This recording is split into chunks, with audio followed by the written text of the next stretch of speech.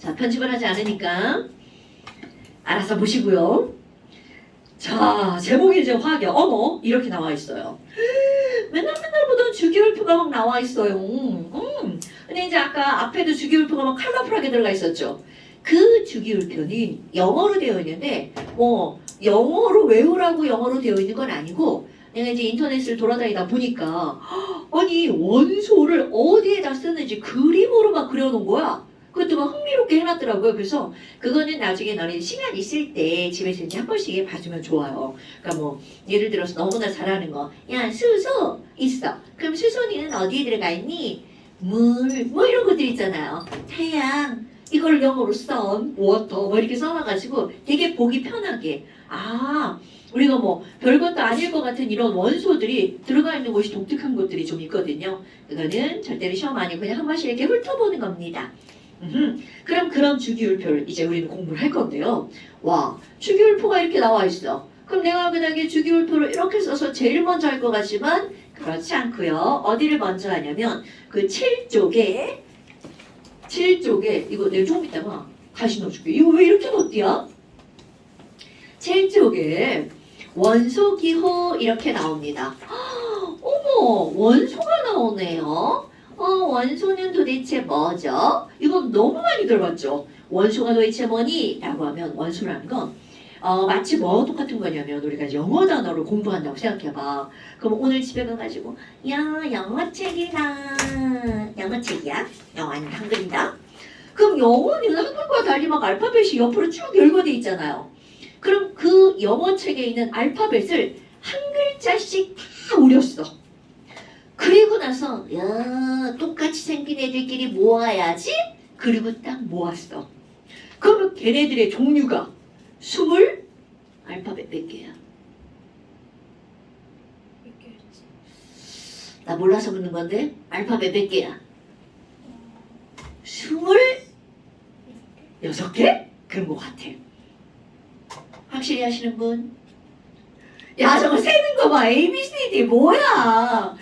아마 26개쯤 될 거야. 그러면 너네들이 그렇게 많은 알파벳 철자가 있는데 그거를 똑같은 것들끼리 모았더니 26개 밖에 안 되는 거죠. 그럼 결국 영어라는 그런 문자를 구성하는 가장 기본적인 알파벳은 26종류밖에 안 되는 거죠. 이렇게 원소라는 건 바로 뭐니? 사람, 물질, 이 세상에 있는 모든 질량이 있는 것들을 쪼개고 그래서 화학적으로 더 이상 쪼갤 수 없는 가장 작을 때까지 쪼개버렸어. 그리고 쪼개면 막 개수를 졸라 많겠지. 걔네들 야 같은 종류끼리 모아봐 이렇게 모았더니 몇 종류밖에 안 되니? 118종류밖에 안 된다는 거야.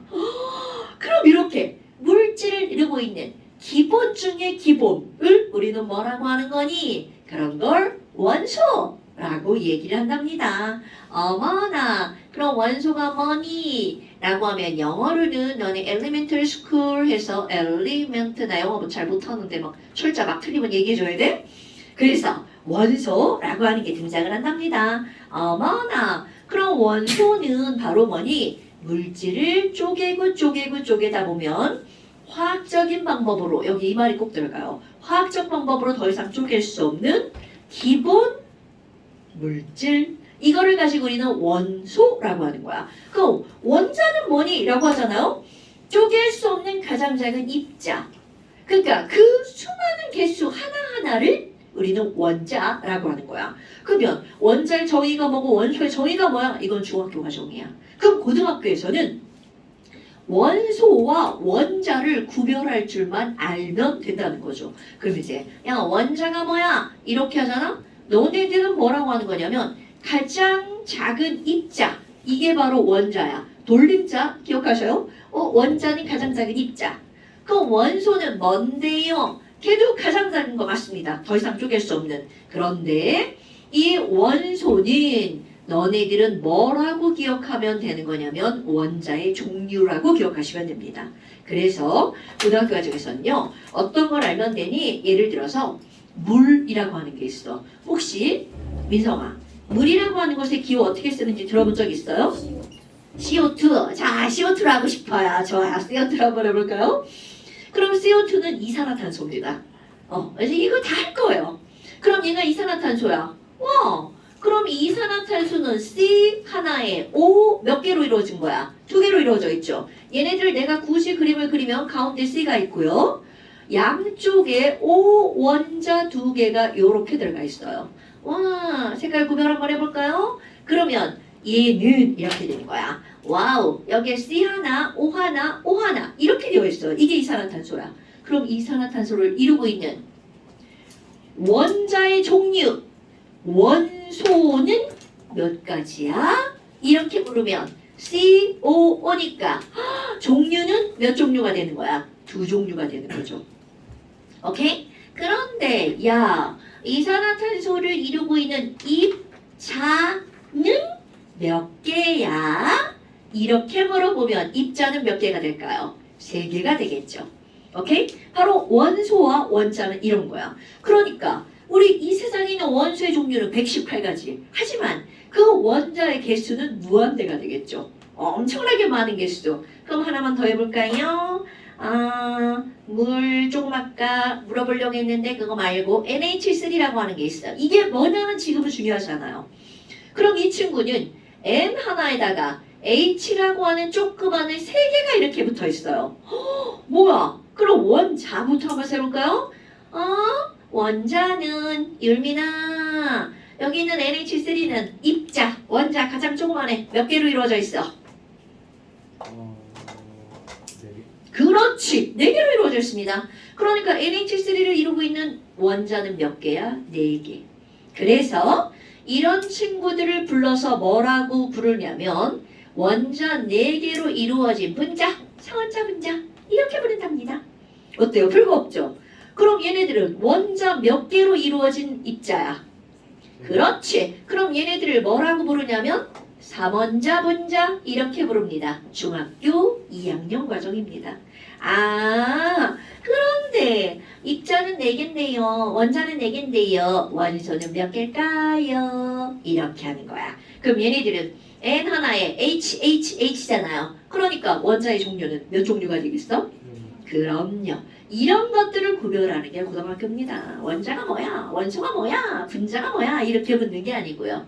그럼 이제 이거는 더 이상 하지 않아도 너네들 뭔지 알 수 있겠죠. 그래서 원소와 원자를 좀 알았고요. 어머나. 그렇다면 지금 이제 두 번째 뭐가 나오냐면 아니 원소들이 118종류가 있다는 거야. 근데 그 118종류를 우리는 또 다시 분류합니다. 크게 2종류로. 하나는 전기가 통하는 거. 또 하나는 전기가 안 통하는 거. 그럼 전기가 통하는 거? 그럼 벌써 머릿속에 뭐가 떠오르죠? 자, 전기가 통하는 물질을 뭐라고 불러요?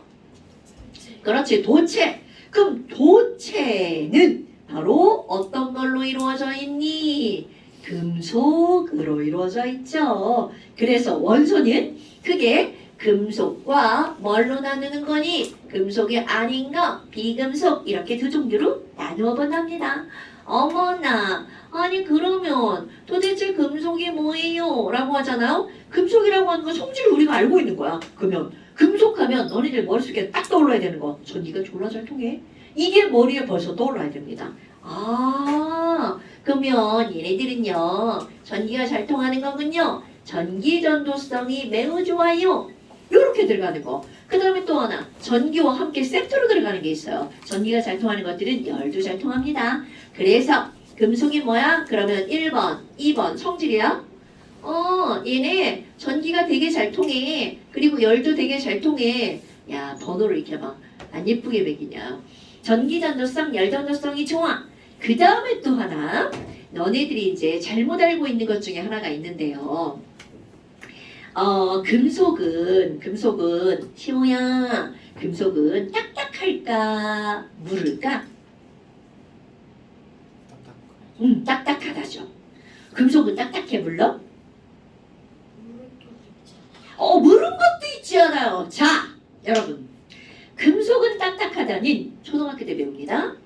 이거는 5개념입니다. 그럼 이게 5개념이 잘못 배운 게 아니고 초등학교 때는 그렇게 배웁니다.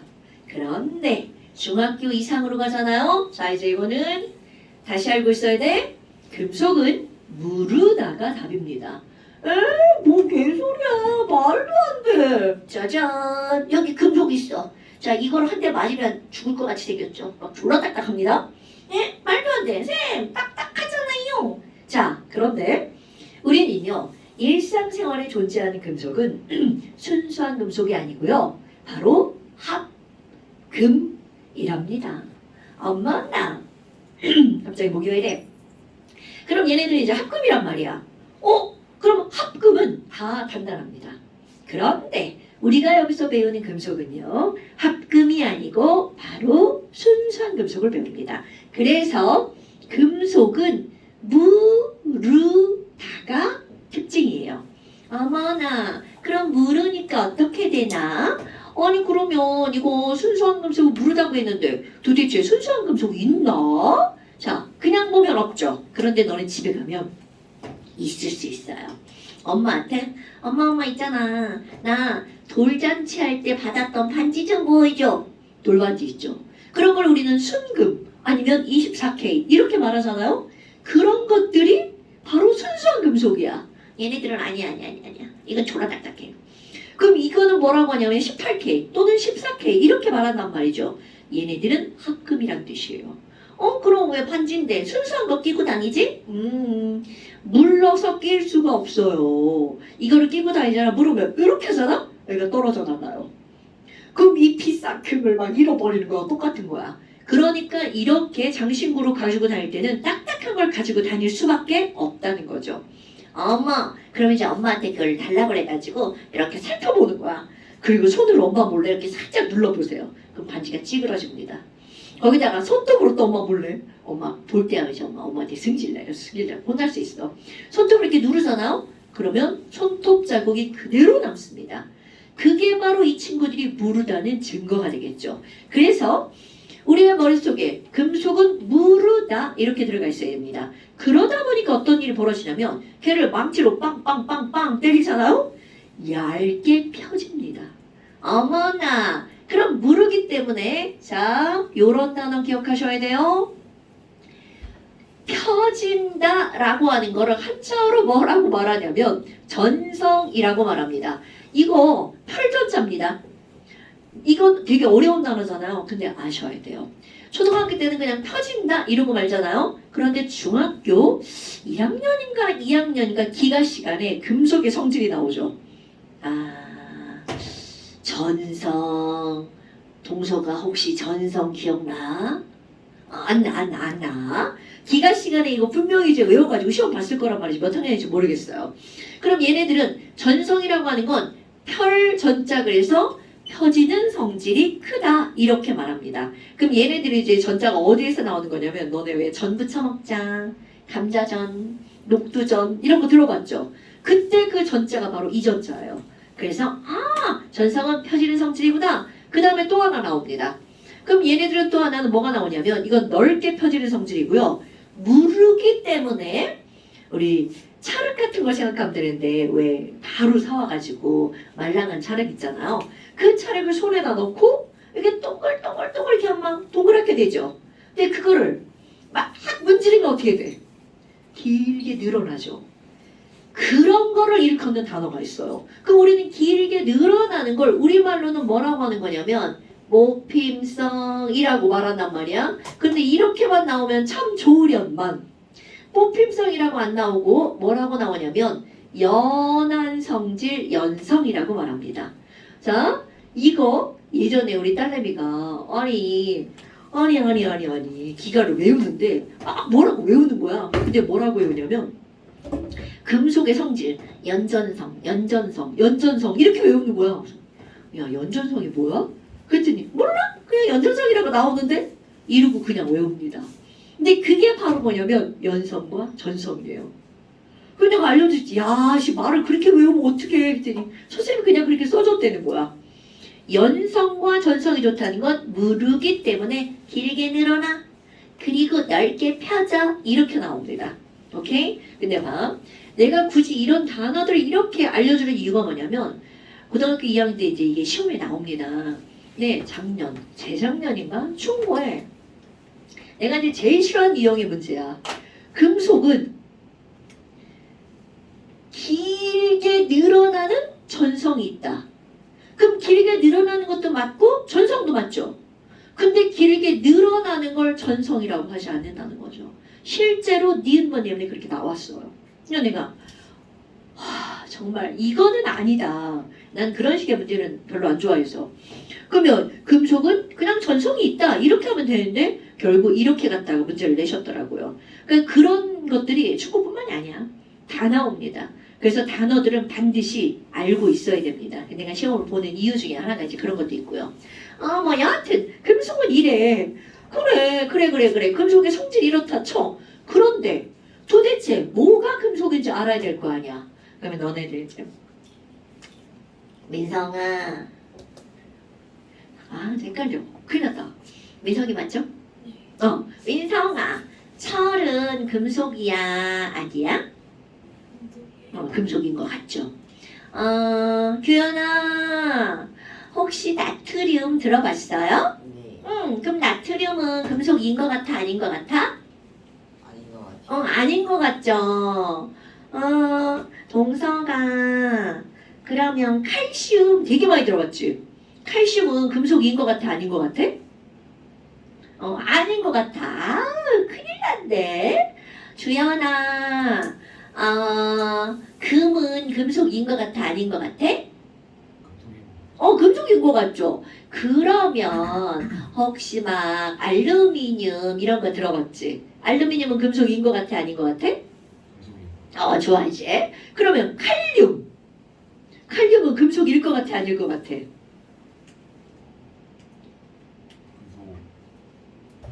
아닌 것 같아요. 자, 그럼 봐봐. 아니 저 선생님 미쳤나? 막 이상한 거 물어보네?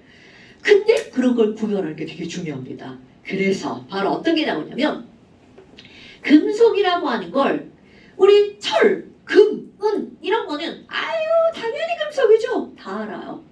그런데 칼슘 이거 금속입니다. 근데 지랄하고 그걸 어떻게 알아? 바로 이름으로부터 얘는 금속이야 라고 하는 걸 이름 붙일 때부터 알려준 겁니다. 그럼 바로 뭐니? 자, 이거 꼭 기억하셔야 돼요. 금속은요, 말 끝에 리움, 티움, 슘 이런 느낌들 있죠.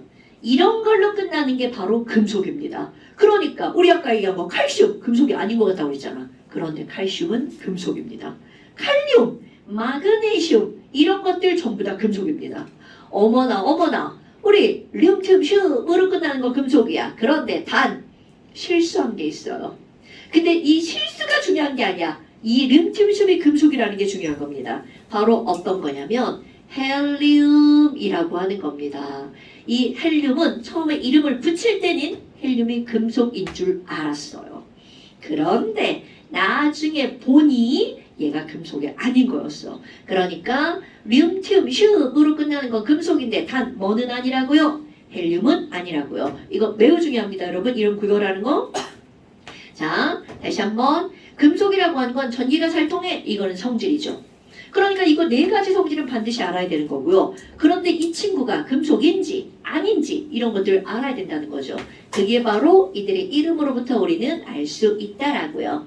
어머, 그러면 얘네 금속 있잖아요. 우리 주기율표 있었단 말이에요. 그럼 이 친구들은 주기율표에 어느 쪽에 모여 있냐면, 자, 주기율표에 왼편 있고 오른편 있죠. 주기율표에 왼쪽에 주로 모여 있는 게 바로 금속입니다. 그리고 위아래를 굳이 따지잖아요. 왼쪽 그리고 아래쪽에 주로 많이 모여 있습니다. 그러니까 주기율표 왼쪽 아래에 얘네들은 모여 있어요. 이런 것들이 바로 금속이랍니다. 아니 그러면요, 금속 아닌 건 뭔데요? 당연히 비금속이죠. 그럼 비금속은 이거와 다 반대 성질을 나타내는 거야. 그럼 이름으로 볼까요? 번역을 한 거 중에서, 번역 안 한 거 말고요, 번역을 한 거 중에서 금속과 비금속을 구별할 때 우리 비금속은요, 말 끝에 너네 다 아는 거 소자로 끝나잖아요. 이거는 100% 비금속입니다. 자, 말장난. 비금속은 다 소자로 끝나요? 이게 아니고요. 소자로 끝나는 건 전부 다 뭐라고요? 비금속이라고요. 소연아, 네가 알고 있는 거 소자로 끝나는 원소 뭐 있어요? 그럼요. 그 다음에 율민아, 소자로 끝나는 거 뭐 있어요? 숫자로 끝나는 소자로 끝나는 원소. 질소. 질소. 그럼요. 막 머릿속에서 막 떠오를걸요? 그런 것들은 다 비금속입니다. 매우 중요한 구별입니다. 그러니까 이게 고등학교하고 우리 예전에 아기 때 배운 그런 화학하고 다른 거예요. 고등학교 화학은 금속과 비금속 구별하는 건 정말 너무나 중요한 과정입니다. 그런데 여기다가 하나를 더 집어넣어 보잖아요. 중학교 2학년 과정을 먼저 선행을 한 사람이 있고 안 한 사람이 있을 건데요. 금속이잖아요. 그러면 분명히 이제 우리 이온이라고 하는 거를 배운 적이 있는 사람이 있을 거란 말이야. 아마 안 배운 사람이 이거 많이 배울 거예요. 금속은요, 양이온입니다. 모든입니다. 모든 금속은 양이온이야. 그러면 비금속은요, 당연히 무슨 이온이겠어요? 음이온이죠. 이거는 대부분의 음이온은 비금속이야. 그럼 뭐야 이게? 아닌 것도 있나요? 여기에 들어가는 게 이제 수소예요. 수소는 양이온인데 비금속입니다. 이건 너네들이 배우는 한 이제 이렇다는 거죠. 그러면 이거 세트 단어야 금속, 양이온, 비금속, 음이온 이렇게 함께 들어갑니다.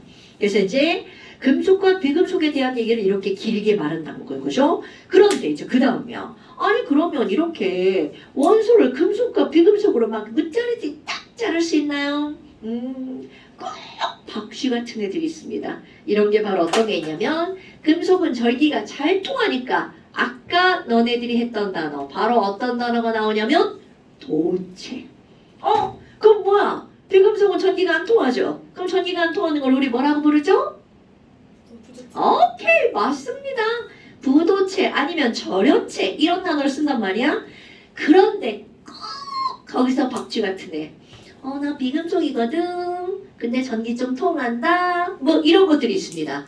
그럼 그런 것들, 자, 도체와 부도체 하면 너네 알고 있는 단어 어떤 단어 나오나요? 그럼요. 바로 반도체라는 단어가 나오죠. 와, 그러면 얘는 반도체라는 이름 말고 또 어떤 이름으로 부르냐면 준금속이라고 부릅니다. 그럼 반도체 가장 대표적인 게 바로 뭐가 있냐면 SI라고 부르는 게 있어요. 혹시 민성이가 가장 어리니까 민성아 SI 이거 뭐라고 부르는지 알아요? 원소?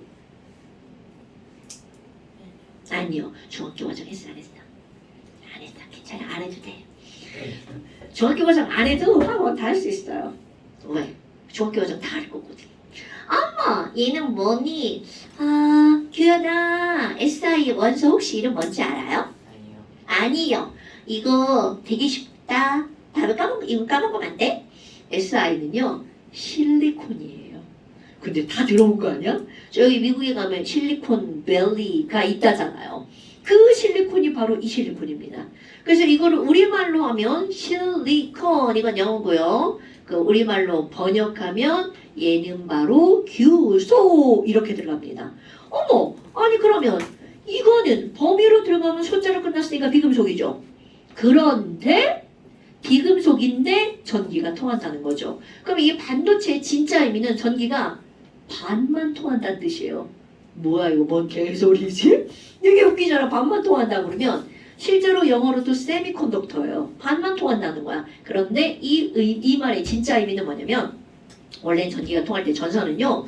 이쪽으로도 전기가 통하고 이쪽으로 전기가 통하고 다 통하는 거야. 양방향으로. 그런데 반도체라는 말은 한쪽 방향으로만 전류가 흐르는 걸 반도체라고 합니다. 그것의 반이에요. 반만 가고 만다는 뜻이 아니고요.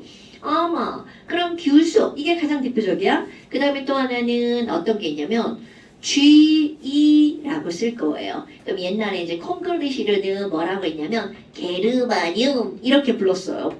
어디선가 아마 들어본 적 있을걸요? 그런데 얘네들은 영어로 이제 읽으면 저마늄이라고 읽어주죠. 이거 마치 어디서 온 단어냐면 독일? 거기서 온 단어예요. 옛날에 우리가 고등학교 다닐 때는 독일을 게르만이라고 불렀어요. 근데 이제 영어로 읽으면 뭐라고 읽어? 독일. 그렇지. 바로 German이라고 있죠. 바로 그겁니다 여러분. 그러니까 예전에는 게르마늄이라고 불렀던 게 이제 이거 그대로 그냥 콩글리시처럼 읽어서 그렇고요. 요즘에는 저마늄이라고 부릅니다. 근데 엄마들은 지금도 게르마늄이라고 부르십니다. 왜냐면 우리 고등학교 다닐 때 그렇게 배웠으니까. 하지만 너네들이 이제 수정해 주는 거야. 엄마가 게르마늄, 엄마는 저마늄이라고 이제 바꿔주면 돼요. 이런 것들이 가장 대표적인 반도체예요. 네, 반도체가 뭐가 있어? 이런 걸 나는 시험 문제 내지 않지만 이건 상식입니다, 여러분. 반도체에는 실리콘이나 저마늄이 있어. 실리콘이 가장 많이 쓰여. 뭐 이런 것들이요.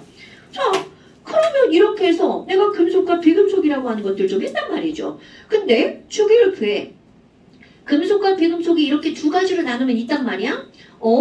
아니 그럼 도대체 비금속과 금속 중에 누가 더 많아요? 라고 하잖아요. 아까 원소가 대략적으로 118 종류가 지금 딱 118번까지 나왔습니다.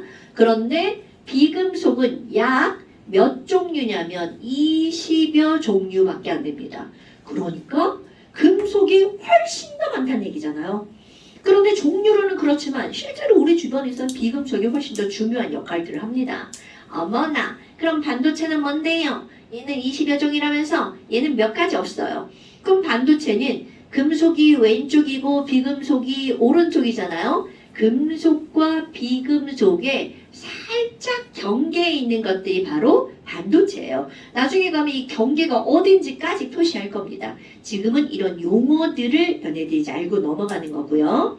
자, 그렇다면 바로 뭐가 있니? 7쪽에 왼쪽에 원소들이 이름들이 쭉 나와 있잖아요. 이 원소들의 이름을 한번 아는 것만 한번 써볼 겁니다. 근데 그 이름을 쓸 때요. 어떤 게 나오냐면 원소 기호를 외우잖아요. 근데 이런 원소 기호는요. 알파벳으로 쓸 건데요. 영어도 있고요. 독일어도 있고요. 그리고 그리스어도 있습니다. 그런데 그것들을 이 원소 기호는 알파벳으로 쓸 건데요. 하나 또는 두 개. 근데 반드시 앞자는 대문자입니다. 요거는 약속이기 때문에 이거를 지키지 않으면 안 됩니다, 여러분. 그리고 뒷자는 소문자. 이걸 사이시옷을 넣는지 안 넣는지 모르겠네. 그래서 자, 앞자 반드시 대문자, 뒷자는 소문자. 자, 알파벳 하나 또는 두 개. 이렇게 들어갑니다. 세 개는 없어요. 자, 그러면 거기 있는 거 아는 것만 한번 써봅시다. 오늘은 아는 것만 쓰는데 다음 시간에는 외워서 시험 보는 겁니다.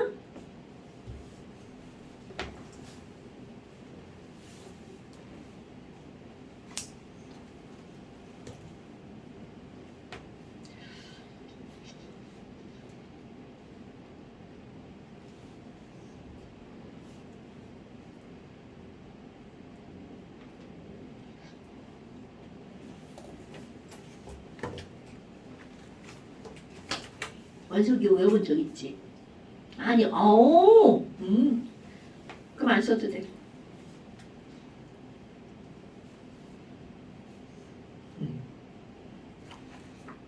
이게 우리말로 번역한 게 지뢰 같죠? 오히려 그냥 그리스어나 영어로 읽어주면 더 쉬운데.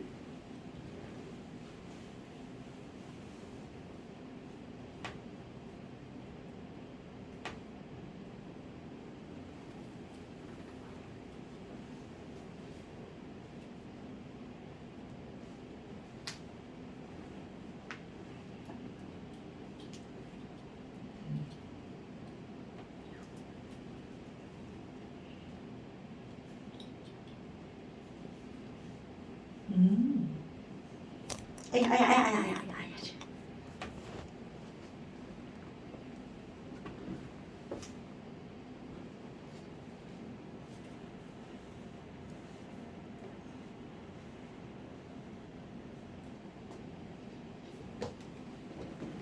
자, 한번 볼까요?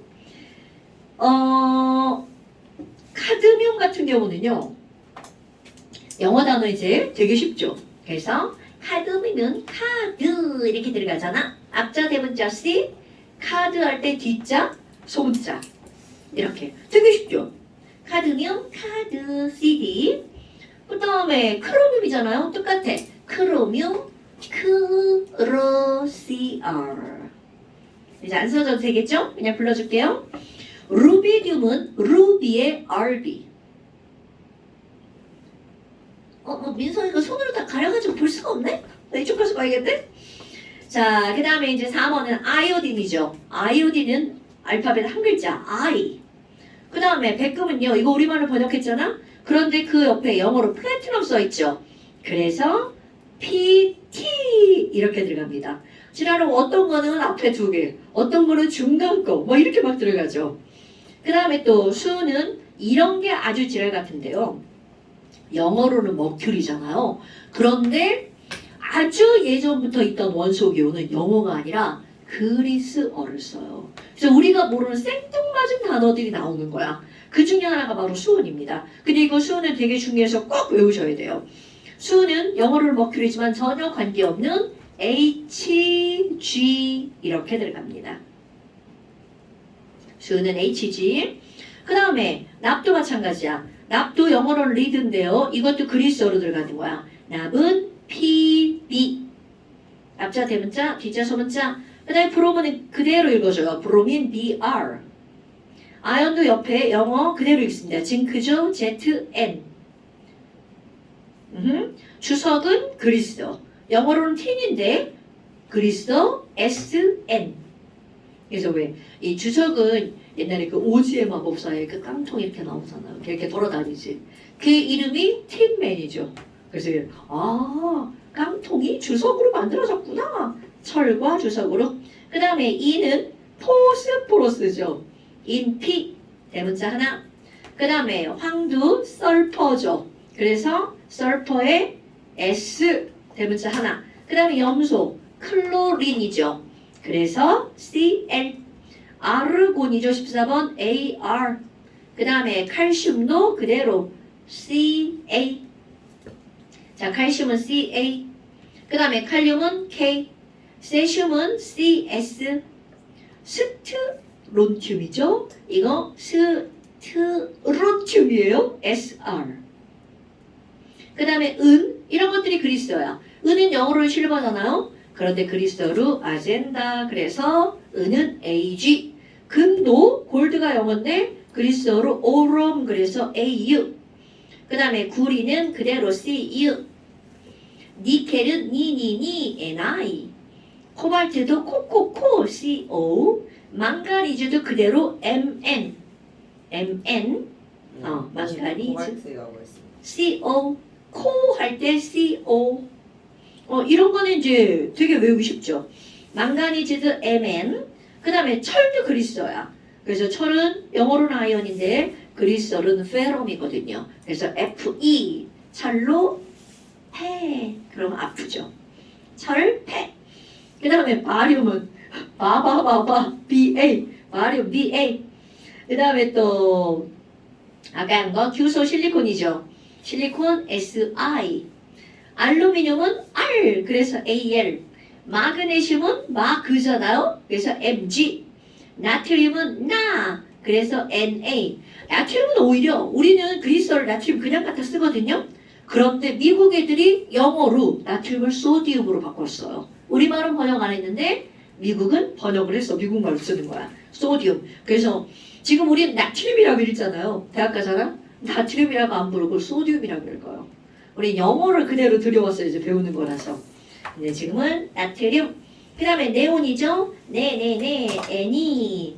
불소는 우리말로 번역한 거고요. 번역하기 전에는 플로린. 그래서 F.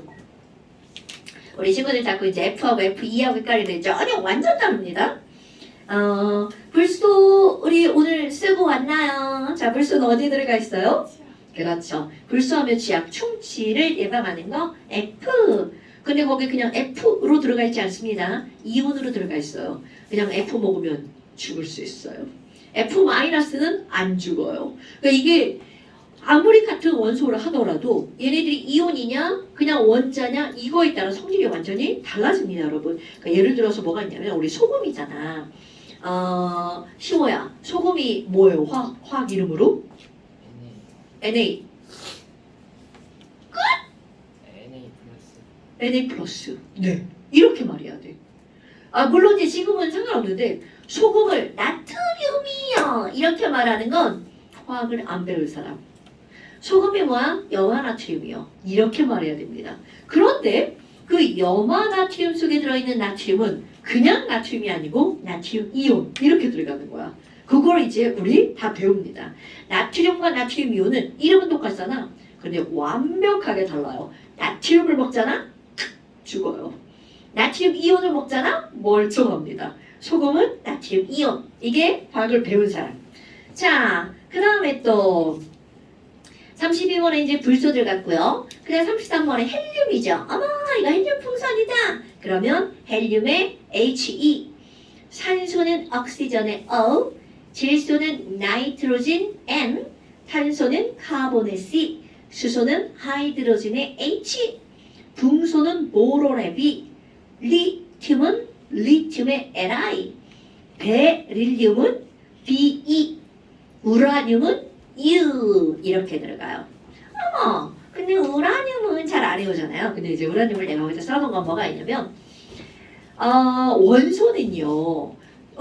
예전에 이제 돌턴이라는 사람이 야 원자는 절대로 만들 수 없어.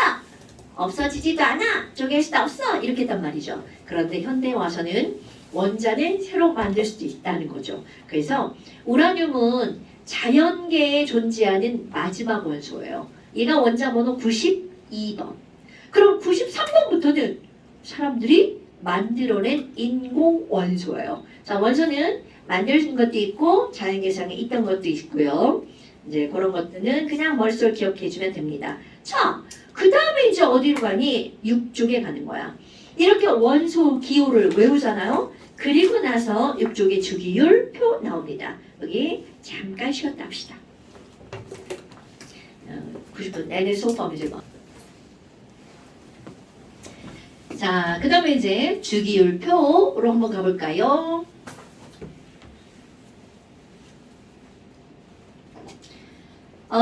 주기율표는요 반드시 외우셔야 되고요. 근데 주기율표를 외울 때 아무렇게나 막 외우는 게 아니고 그 모양 그대로 외우셔야 돼요. 주기율표 이렇게 나왔잖아요. 아니 지금 이제 여기서 이제 중요한 거. 동민아, 아이고 동서가 혹시 주기율표 가장 왼쪽 가장 위에 있는 거 원소가 뭔지 알아요? 수소. 동굴인데 동굴. 수소. 맞아요. 수소죠. 어머, 그러면 수소가 거기 있는 이유가 바로 뭐니? 수소가 원자 번호 1번이거든요. 어머나. 아니 그러면 지금 여기에서 원자 번호 1번인데 도대체 원자 번호 1번이 왜 수소가 1번이니? 뭔가 이유가 있겠죠. 그래서 너네들이 이제 알아야 되는 게 뭐가 나오냐면 원자의 구조라고 하는 게 등장을 합니다. 원자의 구조? 어디선까지 이거 되게 많이 들어봤단 말이야. 그 원자의 구조는 야 원자는 띵그래 이렇게 생겼단 말이죠. 그리고 원자의 중심에 뭔가가 하나가 이렇게 들어가 있어. 소연아 얘 뭐예요 얘? 원자의 중심에 있는 애. 양성자랑 중성자 그치.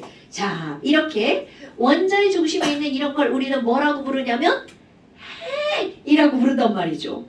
뭐야 근데 선생님 미쳤나 왜 이렇게 졸라 조그맣게 저렇게 그렸어. 조심하죠. 그런데 이거는요 느끼셔야 돼요. 원자가 이만하다면 원자는 정말 원자 핵은 너무나 조그만해요. 마치 너네 학교 운동장을 상상하는 거야. 이제 우리 학교 운동장 갔어. 그 운동장이 원자라면 마당에 가운데 가가지고 모래알 하나를 주워가지고 넌 핵이구나 이거를 머릿속에서 그려주는 거야. 어머나 그럼 핵은 엄청나게 작다는 거잖아요. 나 야구 겁나 좋아하는데 야구장 야구공 이라고 생각하면 돼. 그러니까 그 정도로 원자핵은 매우 작다는 거야. 근데 이렇게 그려놓으면 공부하기 지랄 같죠. 그러니까 우리는 핵 이렇게 그리죠. 어머나 그럼 원자는요 원자의 중심에 원자 핵이 있고요 바깥쪽에 이렇게 생긴 입자 바로 전자라고 부르죠. 이 전자가 원자핵을 빙글빙글 돌고 있어 라고 그리는 게 우리가 보편적으로 알고 있는 원자의 구조죠.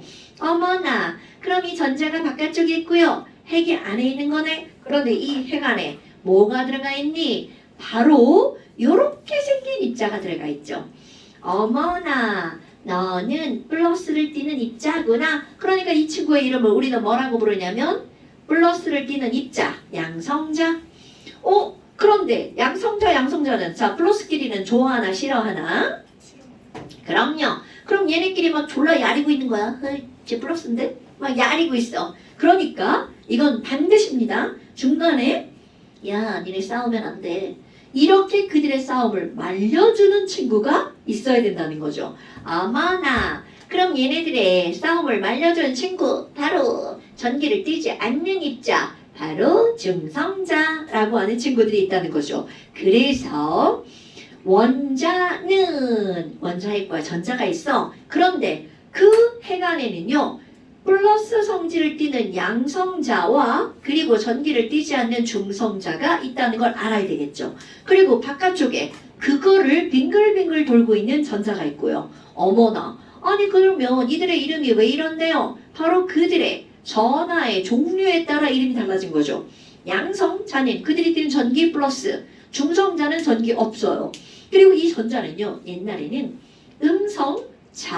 음성자라고 부른 적도 있었어요. 그런데 지금은 요것은 마이너스를 띠지만 전자라고 부르는 이유, 전기를 띠는 입자라는.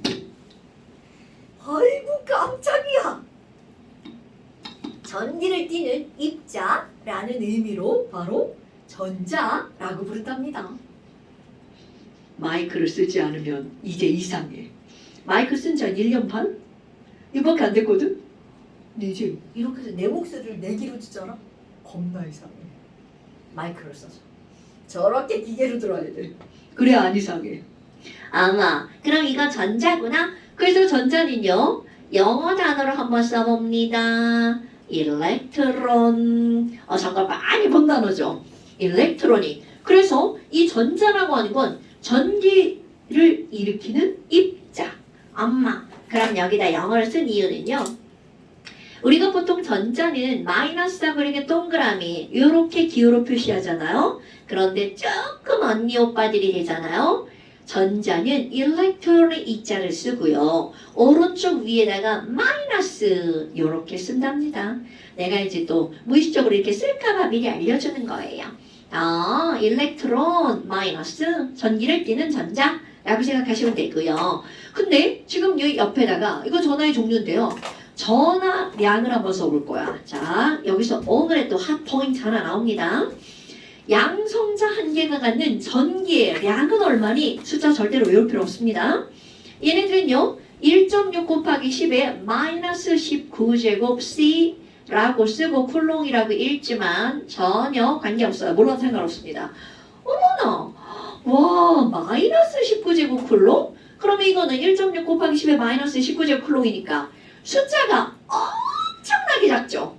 그럼 양성자 하나가 갖는 전기량은 너무나 조금이야. 근데 이 조금인 이 숫자는 외울 필요 없고요. 그럼 전자로 한번 가볼까요? 전자는 부호는 마이너스죠. 자, 이게 오늘의 핫 포인트입니다. 전자가 갖는 전하량도 역시 숫자가 똑같아요. 그러면 이 포인트가 바로 뭐니? 양성자 하나와 전자 하나가 갖는 전기의 양은 똑같고 부호는 반대야. 어머나! 그럼 이 얘기는 양성자 개수랑 전자 개수가 똑같으면 걔는 쌤쌤이니까 전기적으로 무슨 성이 되는 거야? 중성. 오케이. 자, 그러면 오늘의 포인트가 바로 이겁니다. 원자라고 부르는 모든 원자는 중성이라는 거죠. 이게 왜 중요한 거니? 원자가 중성이라는 건 모든 원자는 그 안에 들어있는 플러스 개수랑 마이너스 개수가 어떻다는 뜻이야? 같다라는 뜻이죠. 이거는 절대로 알려주지 않습니다. 원자라고 나오잖아? 내가 만약에 양성자가 10개야. 그럼 나는 전자도 몇 개라는 거야? 10개라는 거죠. 자, 모든 원자는 중성이죠? 그러면 그 안에 들어있는 양성자의 개수와 무엇의 개수는 똑같다고요? 전자의 개수는 똑같다고요. 이거 까먹으시면 안 됩니다, 여러분. 엄청 중요한 거야. 아, 그래? 뭐 별것도 아닌데 막 중요하다네? 별것도 아닌데 중요한 거. 그 다음에 이들의 질량 들어갑니다. 그런데 이것에 진짜 이게 질량이 들어가는데 얘네들은요 엄청 가볍습니다. 그럼 얘들의 질량을 외우냐고요? 절대로 외우는 거 아닙니다. 여기 있는 전자를 보잖아요. 엄청 가벼워요. 양성자 무지하게 가볍습니다. 중성자도 가벼워요. 우리의 입장에서 보면. 그런데 얘네들을 보잖아요. 얘네들끼리는 무슨 소리예요? 나 양성자 있잖아요. 전자보다 1000배도 더 무거워요. 그럼 결국 무슨 얘기냐면 이들은요. 우리의 입장에서 보면 다 가벼워. 그런데 지들끼리는 차이가 많이 난다는 얘기죠. 그래서 우리는 이 입자들의 진짜 질량이 아니라 질량의 비율을 외울 겁니다. 그렇다면 여기 있는 전자 하나의 질량을 제일 가벼워 1이라고 하잖아요. 그렇다면 양성자는 전자보다 얼마나 무겁니? 1836배가 무겁습니다. 그냥 1800배 이렇게 기억해도 상관없어요. 어머, 그럼 중성자는요? 1838배가 무겁습니다. 아니 그럼 뭐야? 아니 여기 전자 봐봐. 얘 졸라 가볍네. 진짜 많이 가볍죠? 그러다 보니까 자 중요합니다. 질량의 세계에서만 전자의 질량을 무시합니다. 어머, 아니 그러면 1이라는 질량을 무시했죠? 그럼 여기 들어가잖아요. 양성자와 중성자의 질량 차이가 약 2 정도 나죠. 이것도 무시해버립니다. 그러다 보니까 우리가 공부할 거 오늘 포인트 2번째. 양성자와 중성자의 질량은 같다라고 우리 공부한답니다. 어머, 그럼 이게 왜 이렇게 중요하지? 이것은요, 바로 그 다음 거. 아까 야 도대체 원자 번호는 뭘로 따져? 이렇게 했잖아요. 원자 번호는 예전에는요. 멘델레예프라고 하는 아저씨가 있었는데요. 사람 이름 중요하지 않아? 그 아저씨는 수소에게 네가 제일 가벼우니까 너 1번 헬륨한테 너 두 번째 가벼우니까 2번 이렇게 가벼운 수소를 먼저 번호를 매겼어요. 그런데 나중에 이제 모즐리라고 하는 화학자가 현재 주기율표인데요. 사람 이름 몰라도 돼요. 모즐리라고 하는 사람이 아니 멘델레프 아저씨가 그거 만든 주기율표 되게 중요합니다. 그런데 하다 보니까 뭔가가 좀 이상한 거야. 그래서 어떤 짓을 하냐면 원자에게 엑스레이를 쪼입니다. 그럼 엑스레이는 사실 에너지입니다. 그럼 에너지를 가하잖아? 그럼 에너지가 원자에게 맞고 튕겨져 나옵니다. 그 튕겨져 나오는 에너지가 원자의 종류마다 달랐어요. 그런데 나중에 알고 보니 그게 뭐에 따라 달라졌냐면 바로 양성자의 개수에 따라 달라진 겁니다. 그래서 양성자가 하나면 1번, 두 개면 2번, 세 개면 3번. 이게 바로 우리가 쓰고 있는 현재 주기율표입니다. 자, 원자 번호는 양성자의 개수. 어머, 그럼 수소가 1번인 이유가 있었네요. 그럼 수소가 1번인 이유. 그 친구는 바로 양성자가 몇 개이기 때문이야? 하나이기 때문이야. 그런데 덩달아 양성자가 하나인 수소는 반드시 전자도 몇 개라는 거야? 하나. 어머나, 그럼 두 번째 또 뭐가 나오냐면요. 바로 이겁니다. 아니, 우리 좀 아까 전자는 너무 가벼워갖고 질량의 세계에서는 전자가 무시되죠.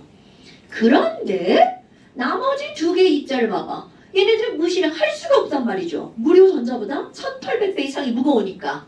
그런데 게다가 이 친구들 둘이서 질량이 같아 라고 공부를 한다는 거잖아요. 그래서 우리 바로 원자의 질량을 결정한 건 양성자와 중성자죠.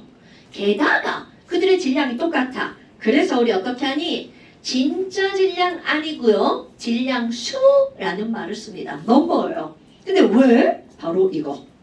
양성자와 중성자의 질량이 똑같기 때문에 그들의 질량을 구할 때 우리 어떻게 하니? 바로 양성자의 개수에다가 중성자의 개수를 더하게 하잖아요.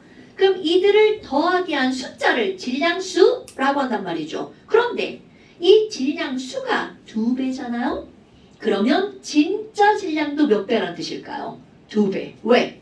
그들을 구성하고 있는 양성자와 중성자의 질량이 어떻기 때문에 같기 때문에 개수가 2배면 질량도 2배가 된다는 거죠. 오케이? 어머, 그럼 얘네도 이제 표시를 해줘야 될 거 아니야? 그래서 저기 있는 애 봐봐. 에휴, 쟤 뭐야? 플러스 2개 그려놨네? 그러니까 저 친구는 원자번호 몇 번이라는 거야? 2번인 친구라는 거죠. 아, 원자번호 2번 헬륨. 그래서 이걸 표시해 줍니다. 왼쪽 아래에다가 조그만 숫자로 2자 쓰잖아요. 얘들아, 나 2번이야. 얘가 바로 원자 번호를 나타내주는 그런 숫자예요. 그리고 왼쪽 위에다가 4 이렇게 쓰잖아요. 얘가 바로 질량수를 나타내는 숫자입니다. 그럼 이걸 딱 봤어. 어머, 야, 원자 번호는 양성자라면 그러니까 이 숫자의 표시 방법을 보잖아요. 그럼 헬륨은 양성자수 2개구나 이렇게 알 수 있죠. 그럼 양성자 더하기 중성자인 질량수가 4야. 그러니까 저 숫자를 빼면 얘의 중성자의 개수가 나오겠죠. 그럼 중성자도 2개가 되겠네? 그럼 전자는 몇 개일까? 바로 아까 이거. 모든 원자는 중성이라고 그랬죠. 그러니까 플러스인 양성자와 마이너스인 전자의 개수는 반드시 똑같아야 되겠죠. 그럼 이제 뭐라 볼까요? 탄소는 이렇게 써있는 탄소가 있습니다. 자, 민성아 이렇게 써있어. 탄소 양성자 몇 개? 6개. 중성자, 6개. 전자. 6개. 그렇죠. 이렇게 하는 겁니다. 그럼 이번에 질소 한번 볼까? 질소 7번에 14. 주연아, 자 질소 양성자 몇 개? 7개. 중성자, 7개. 전자. 7개. 아씨 뭐야? 왜 이렇게 다 똑같지? 몽땅 다 똑같은가? 선생이 지금 일부러 똑같은 것만 한 거예요. 그럼 이거는 무슨 얘기냐면 우리가 보편적으로 알고 있는 원소들은 양성자, 중성자, 전자까지 다 똑같은 게 많다는 뜻이에요. 하나 더 해볼까요? 산소 8번. 율민아, 자 산소는 이렇게 써있어. 그럼 산소 전자 몇 개? 아이고 전자 8개. 양성자 몇 개? 8개. 중성자 몇 개? 그렇지. 이렇게 나옵니다. 그러면 꼭 이러냐? 노노노. 절대로 그렇지 않아요. 그럼 이번에는 아닌 거 한번 해볼까요? 자, 9번 플로린입니다. 이 친구는 질량수가 얼마냐면 19. 자, 율민아. 이 친구 양성자 몇 개? 9개. 9개. 중성자? 10개. 굿자. 그럼 전자는? 9개. 그렇지. 자, 전자는 플러스 가스랑 똑같아요. 오케이? 와, 그럼 또 다른 것도 한번 해볼까요? 나트륨 11번입니다. 얘는 질량수 23. 조연아, 자 나트륨 양성자 몇 개? 그렇지. 중성자? 오케이. 전자? 오케이. 이렇게 들어갑니다. 그럼 뭐야? 얘는 하나가 더 많았네. 그럼 또 다른 거 한번 해볼까요? 철, 원자번호 26번입니다. 이 친구는 56의 질량수를 가지고 있어요. 동성아, 철 양성자 몇 개? 목소리가 동물이야. 중성자 몇 개? 그렇지. 전자 몇 개? 오케이. 아니 뭐야? 아니 그럼 아까는 하나만 더 많았는데 지금 몇 개가 더 많아졌어? 4개가 더 많아졌죠. 뭐지 이거? 왜 이렇지? 자, 이것은요. 아까 얘기했던 거. 우리는 이 양성자는 서로 싫어한단 말이야. 그럼 양성자끼리 싫어하다 보니까 양성자가 밀어내는 힘을 완충시키려고 거기에 중성자가 끼어들어가는 거야. 그럼 이 싸우는 양성자가 6개, 7개, 8개 이 정도가 되잖아요? 그러면 싸움을 말리는 중성자가 같은 개수만 있으면 그 싸움을 말릴 수가 있는 거야. 그런데 얘가 개수가 점점 많아지잖아요? 그럼 막 싫어하는 친구 너무 많은 거야. 그러면 절대로 같은 개수를 가지고는 그들의 싸움을 말릴 수가 없다는 거죠. 그래서 중성자 개수가 점점점 많아집니다. 그러니까 처음에는 비율이 1대1이었잖아요. 그런데 그 비율이 점점 증가한다는 뜻이야. 그럼 하나 더 해볼까요? 금이라고 하는 거는 원자 번호 79번입니다. 그런데 이 친구는 197의 질량수를 갖고 있어요. 어머, 시호야. 자, 이 친구 양성자 몇 개? 79. 중성자는 102.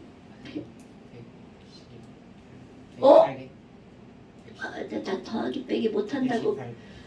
빨리 이렇게 실토해야지. 나 더하기 빼기 못해. 자, 다시 정확하게. 118. 그렇지, 118개. 그럼 전자는 몇 개? 79. 79개. 오케이. 이렇게 됩니다. 됐나요, 여러분? 뭐야. 금방 늘어났네? 자, 그럼 이제 아까 했던 거. 자연계상의 마지막 번호. 우라늄. 92번. 와, 진짜 엄청 크죠? 그런데 얘 내가 이제 계산하기 쉽게 요거를 한번 해볼까요? 자, 규현아. 이 친구 양성자 몇 개? 92. 중성자 몇 개? 140. 142개. 어머, 엄청나죠? 그럼 전자 몇 개? 90. 굿자. 그럼 이렇게 얘네들은 몇 배까지 늘어났냐면 대략 1.5배까지 늘어납니다. 그런데 문제는 바로 이거야. 이렇게 싸우는 친구들이 많으면 이 원자 핵안에 막 와글와글 난리가 났겠죠. 그럼 이 친구는 안정할까 불안정할까? 그럼요. 그러니까 결국은 무슨 말이니? 우라늄 같은 경우는 너무나 불안정하기 때문에 싸움이 일어났죠. 깨져버립니다. 그러니까 이렇게 원자 번호가 큰 친구들은 자꾸 쪼개지려고 하는 붕괴가 일어나죠. 어서 그런 말 들어봤죠? 핵 붕괴 뭐 이런 말. 방사능 물질, 그냥 수용선 이상한 물질들이 막 나옵니다. 그러니까 결국 무슨 얘기니? 이렇게 양성자가 많으면 싸움을 많이 하니까 불안정해. 그럼 얘네들 93번, 94번은 있을 수가 없다는 얘기죠. 그런데 그 불안정한 애들 사람이 억지로 어떻게 하는 거야? 만들어내놓는 겁니다. 그러니까 걔네들은 안 좋은 물질이라는 거죠. 뭐 여하튼 이렇게 자연계에 있는 물질조차도 불안정한 물질들이 있다는 거죠. 아니 근데 선생님 이상해요. 아니 그럼 원자번호 1번이 수소는 양성자가 하나잖아요. 그럼 싸우는 애가 있어 없어? 없죠. 마연이 봐봐. 소연이랑 이거 막 집에 가면 니네 막 티격태격 맨날 싸우단 말이지. 그치 인정. 그런데 막 집에 혼자야. 여기 혼자 있는 누구 혼자 있어? 없죠. 외동 없죠? 아씨 우리 집에 있는 애 외동인데 걔는 싸울 친구가 없죠. 그래서 심심하다고 한단 말이야. 그럼 바로 수소는 양성자가 딸랑 하나 있어요. 그럼 얘네들은요 싸울 친구가 없기 때문에 중성자가 있을 필요가 있는 거야 없는 거야? 없죠. 자 중요합니다 여러분. 수소는 양성자가 하나이기 때문에 중성자가 없고 바깥쪽에 전자만 하나 달랑 이렇게 있어요. 어머나 아니 그러면 모든 원자는 양성자와 중성자와 전자가 있다. 이 말은 맞는 말이야 틀린 말이야? 틀린 말입니다. 모든 원자는 원자 핵과 전자가 있다. 이 말은 맞습니다. 그런데 수소는 원자 핵 안에 중성자가 없다는 거죠. 요런 것들이 별것도 아니지만 아주 쪼잔하게 시험 문제 나온다는 거죠. 그럼 얘는 어떻게 표시하는 거니? 수소는요. 원자 번호 1번이니까 일자 쓰죠. 그리고 질량수도 1 이렇게 된답니다. 뭐야 완전 초간단 원소네. 그러니까 우리 별이 만들어질 때 제일 먼저 만들어질 원소가 바로 수소. 왜? 제일 간단하니까. 그런데 봐봐. 여기 중성자가 있을 필요가 없는 거죠. 있으면 안 되나? 당연히 됩니다. 그러다 보니까 어떤 친구가 있니? 양성자 하나인데 그 옆에 중성자가 하나가 붙어있는 수소가 있습니다. 어머 뭐야 이거? 그럼 얘는 전자는 당연히 하라고요. 아니 이 수소는 그냥 우리가 알고 있는 일반적인 수소가 아니라 질량수가 2짜리 수소입니다. 그래서 우리가 부르는 수소는 그냥 질량수가 1짜리 수소. 그런데 이 친구는요. 질량수가 몇 배인 거야? 2배인 거죠? 그래서 얘들을 부를 때 앞에다가 무거울 중자를 씁니다. 이런 걸 중수소라고 부른답니다. 어머나 그럼 수소가 많아요? 중수소가 많아요? 그러잖아요. 자연계상의 99.98%의 수소가 바로 질량수 1짜리 수소입니다. 그러면 여기 중성자 꼭 하나만 있나요? 2개 있는 건 없나요? 있습니다. 그럼 여기 2개짜리 수소 중성자 2개 붙은 거 왜 뿌까처럼 생겼냐? 2개 붙은 이런 수소 있어요. 그리고 전자는 당연히 하나가 되겠죠. 왜? 전자는 항상 플러스 개수랑 똑같으니까. 어머나, 그럼 얘네들은 표시하는 방법 질량수가 3짜리 수소 이렇게 표시하겠죠. 그래서 수소는요, 질량수가 1짜리도 있고 2짜리도 있고 3짜리도 있고 이렇게 3가지 종류 수소가 있습니다. 뭐야? 아니 그럼 얘네들은요 다 같은 종류죠. 그런데 뭐가 달라? 질량만 다르죠. 이거는 쌍둥이인데 애가 하나는 뚱뚱이 하나는 홀쭉이 이런 거하고 똑같은 거야. 어머나 어머나. 그러면 여기는 이런 친구들. 자, 중요한 하나 나옵니다. 같은 원소인데 질량이 달라. 원자 번호는 똑같은데 질량이 달라. 양성자 수는 똑같은데 중성자 수가 달라. 이런 원소를 일컬어서 우리 뭐라고 하는 거니? 바로 엄청 중요한 단어입니다. 같을 동자 동위원소라고 부른답니다. 자, 동위원소란 이걸 말 그대로 쓸 거야. 같은 종류의 원소죠. 그러니까 얘네들은 뭐는 같다라고 하는 거냐면 원자 번호는 같아요. 하지만 그들 뭐가 다르다고요? 질량수가 달라요. 이렇게 질량수가 다른 원소를 우리는 동위원소라고 부릅니다. 꼭 아셔야 돼요. 엄청 중요한 겁니다. 그럼 이거 말 바꾸기. 원자 번호는 양성자수라면서요. 그러니까 얘네 말 바꾸기 하면 양성자수는 같아. 그런데 질량수가 달라진 이유. 중성자수가 달라서죠. 그러니까 중성자수가 다른 원소. 그 다음에 또 하나 뭐가 나오니? 이들은요 전자가 똑같잖아요. 전자수가 똑같으면 사실은요 화학에서는 걔네들은 같은 원소예요. 그러니까 이들은 화학적 성질은 똑같아요.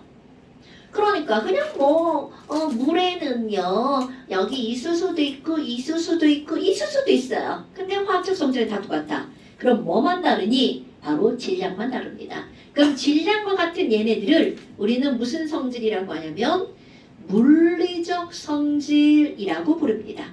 그러니까 동위원소가 뭐야? 아, 걔네요 화학적 성질은 똑같고요. 물리적 성질이 달라요. 근데 이제 화학적 성질이 뭐야? 이렇게 묻지는 않지만 화학적 성질은 예를 들어서 말로 표현하는 성질이야. 염소라고 하는 기체가 있어요. 염소 기체는 흡입하잖아요. 흡입하면 죽어. 진짜 죽습니다. 그런 거를 화학적 성질이라고 그래.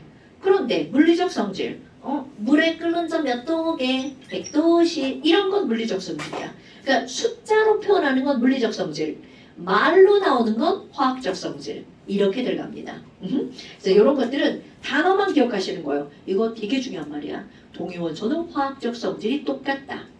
당연히 위에 게 안 중요하다는 게 아니고 이건 뻔하고 당연한 건데요. 이거는 안 당연한 거.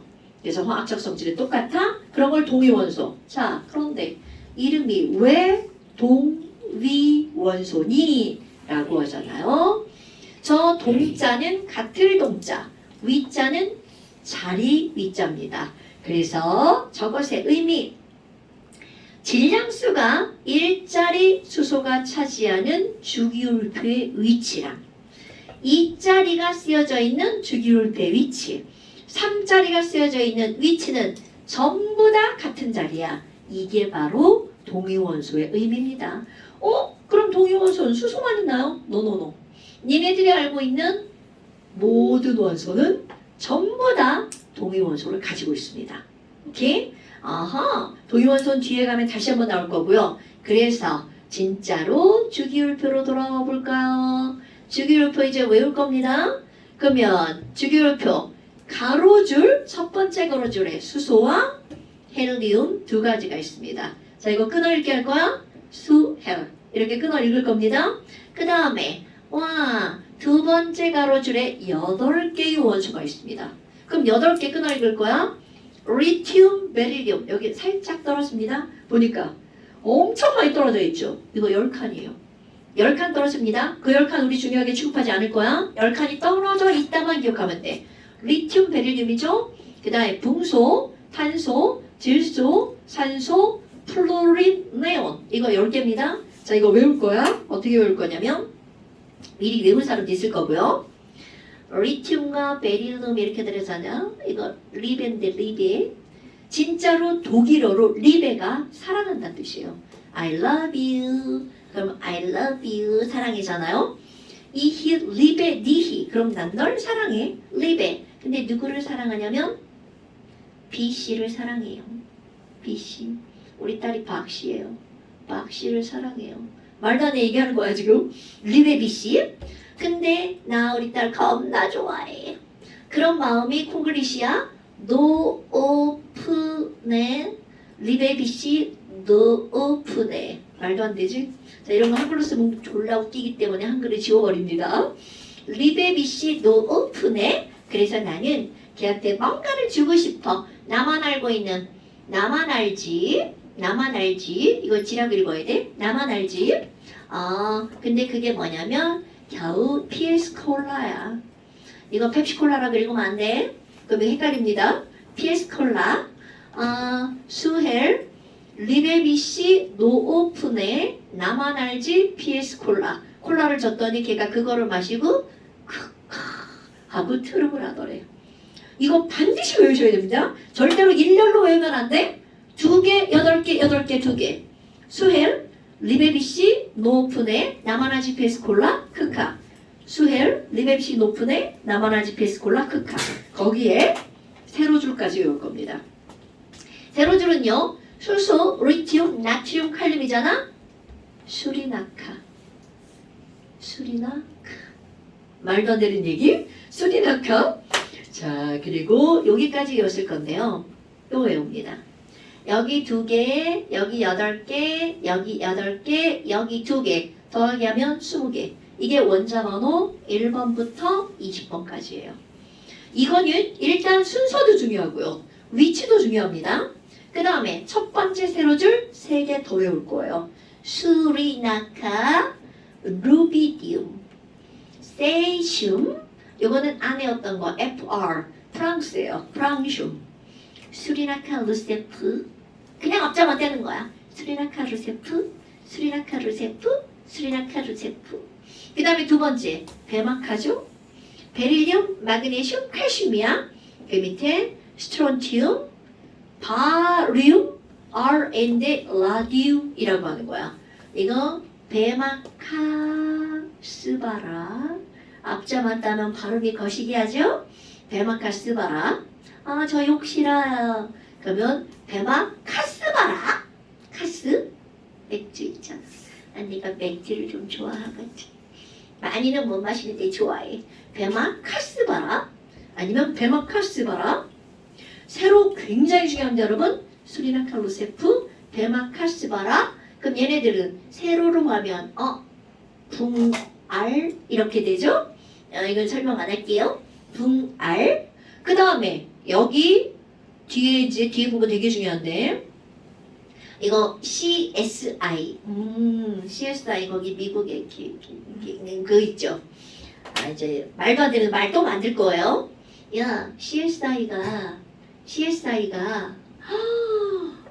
이건 아래에서 위로 올릴게요. 인질을 잡았어. 막 인질 잡아가지고 야 너도 내 인질이야. 그랬더니 어이구 걔네들 잡아가지고 예스 나 인질 잡았어. 그랬더니 그 인질들 졸라 빡치잖아요. 그래서 얘네들 또 세로로 더 외웁니다. FCl 브로민 아이오딘. 세로로 쓰는 건 엄청 중요한 거야. 이거 CSI가 인질을 잡았어. 그리고 예스. 그랬더니 인질들 뭐라 그래? 나 졸라 빡치는데? 욕 좀 쓸게. F 폭시브랄. 걔네들 막 이렇게 욕한단 말이죠. 근데 어떻게 욕을 하든 말든 우리는 막 인질 잡아야 하잖아. 해내야 되죠. 그래서 헬륨 네온 아르곤. 이 말도 안 되는 얘기로 너희들 세로줄로 외우는 거야. CSI가 인질을 잡았어. OES 폭시브랄 해내야. 시바라 뭐 이래도 되고요. 이거 CL 브로민 아이오딘이야. 자, 수리나카 루세프, 베마카스바라, 붕알. 시간이 다 됐네. CSI가 인질을 잡았어. OES 폭시브랄 헤네아. 그래서 맨 마지막에 이 헤네아가 같은 줄에 있다는 것도 엄청 중요하고요. 폭시브랄 까먹지 마시고 오예스! 절대로 까먹으면 안 되겠죠? 인지를 잡았어. 인과 질소가 같은 세로줄. CSI, 붕알, 베마카스바라, 수리나 칼로세프. 세로줄도 엄청 중요합니다. 너네 이제 보통 중학교 과정할 때는 옆으로 가로줄로 쭉 외우잖아. 원자번호. 근데 그것뿐만이 아니라 얘네들은 같은 가로줄에 뭐가 있는지, 같은 세로줄에 뭐가 있는지 엄청 중요. 왜 주기율표가 이렇게 만들어지는지도 다 배울 겁니다. 수헬, 리베시노프네, 나마나 GPS 콜라, 크카. 오케이? 자, 오늘 여기까지 할 거예요. 오늘 여기까지 하고요. 자, 여기는 뭐 너네들 영상 들으면서 해도 되고 수업 들으면서 간단하게 필기하셔도 되고요. 그 다음에 이거 채웠죠? 저 뒤에 가면 이제 잠시입니다. 자, 잠시에 이쪽 있잖아요. 이 페이지에 어디까지냐면 동요한수 했죠. 이게 다 이제 현 문제 1 동그라미 1번, 2번, 3번이요. 1번, 2번, 3번이죠. 그 다음에 6번의 금속. 금속은 전기전도성, 열전도성이 크고 무르기 때문에 연성, 보핍성, 전성, 표짐성이 크다. 금속 원수 이름은 륨튬슘으로 끝나고 비금속은 소로 끝난다. 오케이. 여기까지. 자, 이쪽에 7번까지고요. 그 다음에 이렇게 넘기잖아요. 원소 기호. 3쪽에 원소 기호까지. 이거 채워서 보내는 거야? 이렇게 해서 찍어서 보내시면 됩니다. 막 사선으로 찍고 이러면 내가 읽을 수가 없어요, 여러분. 정면으로 이렇게 딱 찍어서 예쁘게. 이거 오늘 이거 뭐냐? 오늘 보내도 되고 내일 보내도 되고 최소 다음 주 금요일 날 잠자기 전까지 12시 아니고 잠자기 전까지 새벽에 보내도 돼. 그래야 내가 아침에 일어나서 이렇게 체크. 금요일이 아니지. 토요일. 오늘 하면 짱 좋고요. 됐나요, 여러분? 자, 오케이. 오늘 여기까지. 일단 당분간은 요 책 들고 다닐 겁니다. 고생하셨습니다. 다음 시간에 봅시다.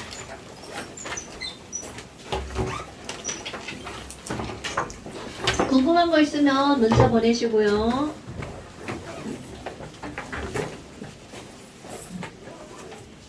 잘 가. 안녕. 안녕. 천천히 나가도 돼. 잘 가. 선생님 제가 이거 중수가 아니요. 그냥 중수소. 아이고, 이거 이렇게 얘기 안 해줬네. 삼중수소. 3배 무거워? 삼중수소. 아직 들어가면 안